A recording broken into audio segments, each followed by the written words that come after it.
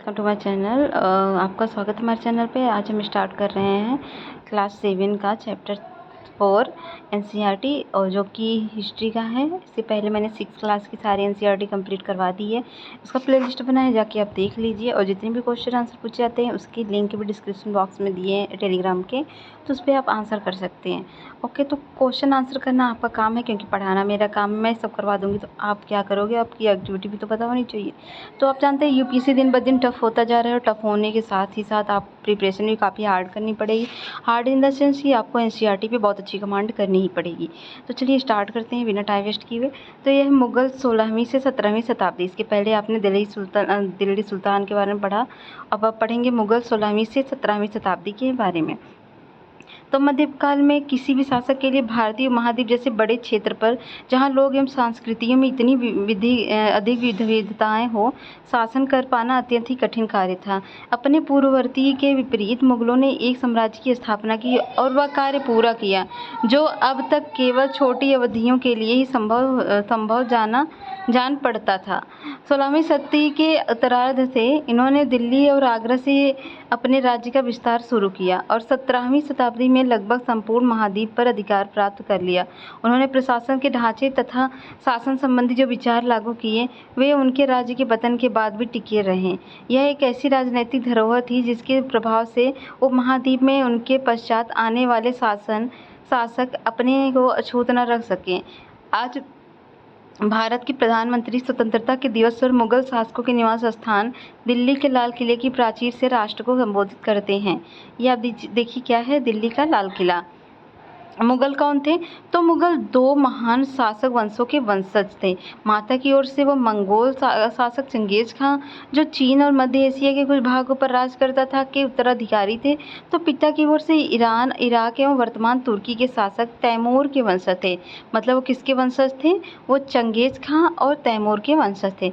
परंतु मुगल अपने को मुगल या मंगोल कहलवाना पसंद नहीं करते थे। ऐसा इसलिए था क्योंकि चंगेज खां से जुड़ी स्मृतियां सैकड़ों व्यक्तियों के नरसंहार से संबंधित थी। यही स्मृतियां मुगलों के प्रतियोगी उज़्बेकों से भी संबंधित थी। दूसरी तरफ मुगल तैमूर के वंशज होने पर गर्व का अनुभव करते थे, ज़्यादा इसलिए क्योंकि उनके इस महान पूर्वजों ने 1398 में दिल्ली पर कब्जा कर लिया था। उन्होंने अपनी वंशावली का प्रदर्शन चित्र बनवाकर किया। प्रत्येक मुगल शासक ने तैमूर के साथ अपना चित्र बनवाया। मुगल सैन्य अभियान। प्रथम मुगल शासक बाबर था, जो 1526 से 1530 ने जब 1494 से फरखाना राज्य का उत्तराधिकार प्राप्त किया, तो उसकी उम्र केवल 12 वर्ष की थी। मंगोलों की दूसरी शाखा उज़्बेकों के आक्रमण के कारण उसे अपनी पैतृक गद्दी छोड़नी पड़ी। अनेक वर्षों तक भटकने के बाद उसने 1504 में काबुल पर कब्जा कर लिया।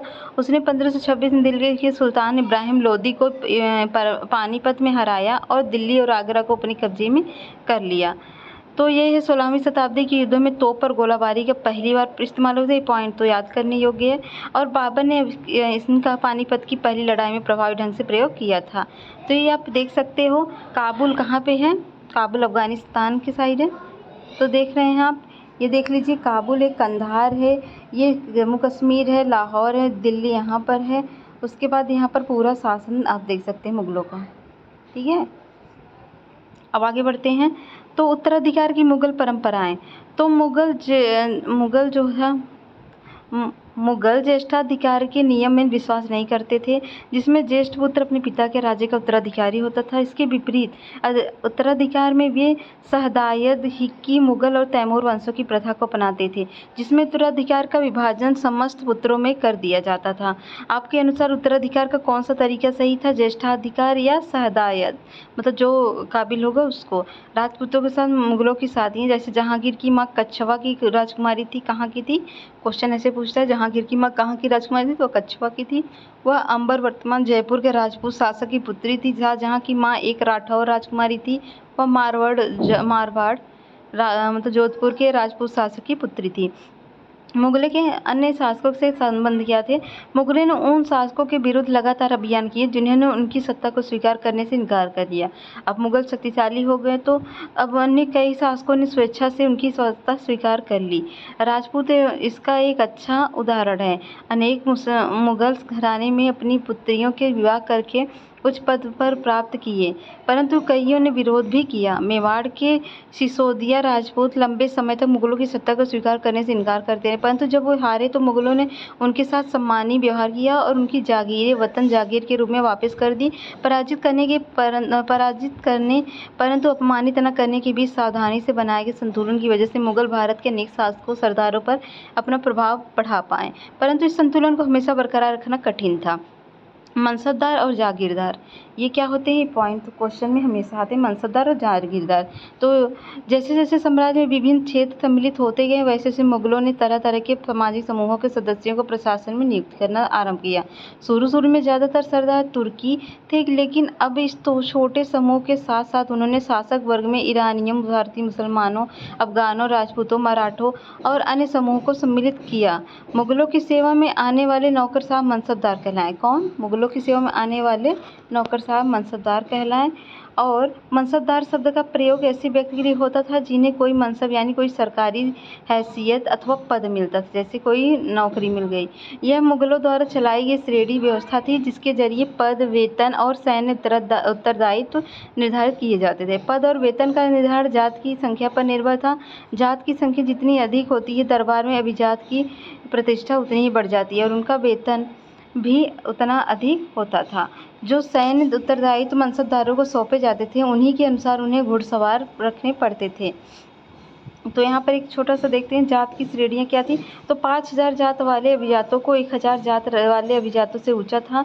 अकबर के शासनकाल में 29 ऐसे मनसबदार थे जो 5000 जात की पदवी के थे। औरंगजेब के शासन तक ऐसे मनसबदारों की संख्या 79 हो गई थी। मनसबदार अपने सवारों को निरीक्षण के लिए लाते थे। वे अपने सैनिक के घोड़ों को दगवाते कितने क्यों थे? ताकि उसकी पहचान की जा सके और कोई उस घोड़े का दोबारा यूज कर रहा है तो उसको बर्खास्त किया जा सके। तो मनसबदार अपना वेतन राजस्व एकत्रित करने वाली भूमि से रूप में पाते थे। उन्हें जागीर कहते थे। तरकीबन इक्ताओं के समान थी, परंतु मनसबदार भुक्तियों से भिन्न अपनी जागीरों पर नहीं रहते थे और ना ही उन पर प्रशासन करते थे। उनके पास अपनी जागीरें से केवल राजस्व एकत्रित करने का अधिकार था। यह राजस्व उनके नौकर उनके लिए एकत्रित करते थे, जबकि वे स्वयं देश के किसी अन्य भाग में सेवारत रहते थे। अकबर के शासन में इन जागीरों का सावधानीपूर्वक आकलन किया जाता है ताकि इसका राजस्व मनसबदार के वेतन के तकरीबन बराबर रहे। औरंगजेब के शासनकाल तक पहुँचते पहुँचते स्थिति बदल गई थी। ये आप देख रहे हैं अपने सवारों के साथ एक मनसबदार अभियान में, तो उनको इतनी सैनिक दी जाती है, वो अपने अभियानों में जाते थे। तो अब तो औरंगजेब तक शासन तक पहुँचते पहुँचते स्थिति बदल गई थी। अब प्राप्त राजस्व मनसबदार के वेतन से बहुत कम हो गया। मनसबदारों की संख्या में भी अत्यधिक वृद्धि हुई, जिसके कारण उन्हें जागीर मिलने से पहले एक लंबा इंतजार करना पड़ता था। इन सभी कारणों से जागीर की संख्या में कमी हो गई। फलस्वरूप कई जागीरदार जागीर रहने पर यह कोशिश करते थे कि वे जितना राजस्व वसूल कर सके करें। अपने शासनकाल के अंतिम वर्षों में औरंगजेब ने इन परिवर्तन पर नियंत्रण नहीं रख पाया, जिन कारणों से किसानों को अत्यधिक मुसीबतों का सामना करना पड़ा। जब्त और जमींदार क्या होता है? तो मुगलों की आमदनी का प्रमुख साधन किसानों की उपज से मिलने वाला राजस्व था। अधिकतर स्थानों पर किसानों पर ग्रामीण कुलीन यानी कि मुखिया या स्थानीय सरदारों के माध्यम से राजस्व देते थे। समस्त मध्यस्थों के लिए, चाहे वे स्थानीय ग्राम के मुखिया हों या फिर शक्तिशाली सरदार हों, मुगल एक ही शब्द जमींदार का प्रयोग करते थे। अकबर के राजस्व मंत्री टोडरमल ने 10 साल 1570 से 80 के कालावधि के लिए कृषि की पैदावार, कीमतों और कृषि भूमि का सावधानीपूर्वक सर्वेक्षण किया। इन आंकड़ों के आधार पर प्रत्येक फसल पर नकद के रूप में राजस्व निश्चित कर दिया गया। प्रत्येक सूबे को राजस्व मंडलों में बांटा गया और प्रत्येक की हर फसल के लिए राजस्व दर की अलग अलग सूची बनाई गई। राजस्व प्राप्त करने की इस व्यवस्था को जब्त कहा जाता था। यह व्यवस्था उन स्थानों पर प्रचलित थी जहाँ पर मुगल प्रशासनिक अधिकारी भूमि का निरीक्षण करते थे और सावधानीपूर्वक उनका हिसाब रख सकते थे। ऐसे निरीक्षण गुजरात और बंगाल जैसे प्रांतों में संभव नहीं हो पाया। कुछ क्षेत्रों में जमींदार इतने शक्तिशाली थे कि मुगल प्रशासक द्वारा शोषण किए जाने की स्थिति में वे विद्रोह कर सकते थे। कभी कभी एक ही जाति के जमींदार और किसान मुगल सत्ता के खिलाफ मिलकर विद्रोह कर देते थे और 17वीं शताब्दी के आखिर से ऐसे किसान विद्रोहों ने मुगल साम्राज्य के स्थायित्व को चुनौती दी। तो एक शाहजहाँ के शासनकाल का एक लघु चित्र है, यहाँ शाहजहाँ के समय के भ्रष्टाचार को दिखाया गया। आप देख सकते हैं किस तरह शोषण हो रहा है, किस तरह भ्रष्टाचार। एक अधिकारी गरीब किसानों को सजा देते हुए। अकबरनामा और आईन अकबरी। तो अकबर ने अपनी करीबी मित्र और दरबारी अबुल फजल को आदेश दिया कि उसके शासन का इतिहास लिखे। अबुल फजल ने यह इतिहास 3 जिल्दों में लिखा। इसका जो शीर्षक था वो था अकबरनामा। तो एक क्वेश्चन पूछता है अकबरनामा किसने लिखा? तो अबुल फजल ने। पहली जिल्द में अकबर के पूर्वजों का बयान है और दूसरी अकबर के शासनकाल घटनाओं का विवरण देती है। तीसरी जिल्द आईन अकबरी है। इसमें अकबर के प्रशासन, घराने, सेना, राजस्व और साम्राज्य के भूगोल का ब्यौरा मिलता है। इसमें समकालीन भारत के लोगों की परंपराओं, संस्कृतियों का भी विस्तृत वर्णन है। आईन अकबरी पर सबसे रोचक आयाम है विविध प्रकार की चीज़ों, फसलों, पैदावार, कीमतों, मजदूरों और राजस्व की सांख्यिकी का वितरण है। जागीरदार के दरबार पर नूरजहां का प्रभाव। तो मेहरुन्निसा 1611 में जहांगीर से विवाह किया और उससे नूरजहां का खिताब मिला। नूरजहां हमेशा जहांगीर के प्रति अत्यधिक वफादार रही और उसको समय समय पर सहयोग देती रही। नूरजहां के सम्मान में जहांगीर ने चांदी के सिक्के जारी किए, जिनमें एक ओर स्वयं के खिताब उत्कीर्ण थे तो दूसरी तरफ यह वाक्य रानी बेगम नूरजहां के नाम से गढ़ा हुआ था। बाईं ओर दिया गया दस्तावेज नूरजहां द्वारा जारी किया गया आदेश फरमान है, जो चौकोर मोहर बताती है खुद्दात और महारानी नूरजहां पादशाह बेगम का आदेश। गोल मोहर के अनुसार शाहजहांगीर के प्रताप से महारानी चंद्रमा जैसी वैभवशाली बन गई। हर कामना करते हुए नूरजहां पादशाह इस युग की सर्वोत्तम महिला बने। तो सुलह-ए-कुल, अभी आपने आईन अकबरी पढ़ा, अब सुलह-ए-कुल पढ़ेंगे। अकबर की सुलह-ए-कुल की नीति का उनके पुत्र जहांगीर ने इस प्रकार वर्णन किया। ईश्वरीय अनुकंपा के विस्तृत आंचल में सभी वर्गों और सभी धर्मों के अनुयायियों की एक जगह है, इसलिए इसके विशाल साम्राज्य में जिसकी चारों ओर की सीमाएं केवल समुद्र से ही निर्धारित होती हैं, विरोधी धर्मों के अनुयायियों, तरह तरह के अच्छे बुरे विचारों के लिए जगह थी। यह असहिष्णुता का मार्ग बंद था। यहाँ सुन्नी और शिया एक ही मस्जिद में इकट्ठे होते थे और ईसाई और यहूदी एक ही गिरजे में प्रार्थना करते थे। उसने सुसंगत तरीके से सार्वत्रिक शांति के सिद्धांत का पालन किया। 17वीं शताब्दी में और उसके पश्चात मुगल साम्राज्य की प्रशासनिक और सैनिक कुशलता के फलस्वरूप आर्थिक और वाणिज्यिक समृद्धि में वृद्धि हुई। विदेशी यात्रियों ने इसे वैसा ही धनी देश बताया जैसा कि किस्से कहानियों में वर्णित होता है, परंतु यही यात्री इसे प्रचुरता के साथ मिलने वाली दरिद्रता को देखकर विस्मित रह गए। सामाजिक असमानताएं साफ दिखाई पड़ती हैं। शाहजहां के शासनकाल के 20वें वर्ष के दस्तावेज में पता चलता है कि ऐसे मनसबदार जिनको उच्चतम पद प्राप्त था कुल 8,445 ही थे। कुल मनसबदारों की एक छोटी संख्या, जो कि 5.6% को ही साम्राज्य के अनुरूप राजस्व का 61.5% स्वयं उनके व उनके सवारों के वेतन के रूप में दिया जाता था।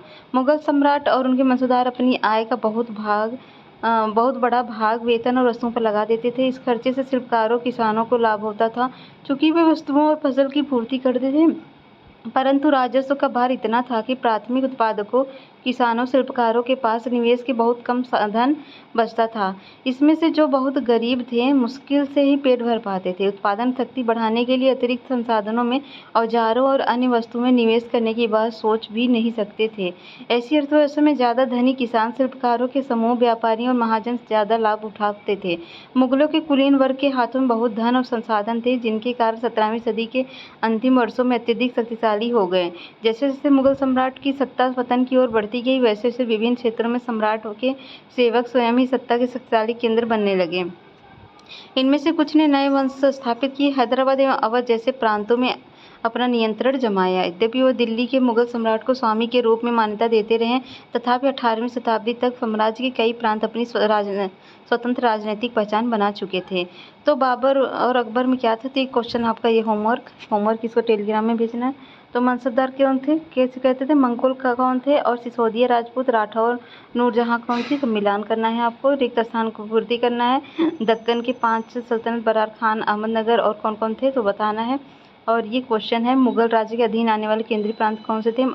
मनसब और जागीर में क्या अंतर है? ये क्वेश्चन आपको करना है और टेलीग्राम में भेजना। कैसा लगा चैप्टर बताइए जरूर। मिलते हैं नेक्स्ट वीडियो, तो तक के लिए बाय बाय। और हाँ, सारे सीरीज करिए और RO के टेस्ट भी करिए और सब कुछ करिए, घटना चक्र भी चल रहा है वो भी करिए। चलिए मिलते हैं नेक्स्ट वीडियो, तो तक के लिए बाय बाय।